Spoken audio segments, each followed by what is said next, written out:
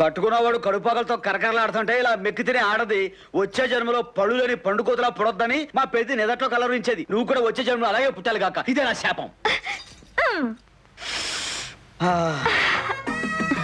కలబడి తినే మగాడి దగ్గరికి వడ్డించిన కంచాలు వాటంతట అవే వస్తాయి.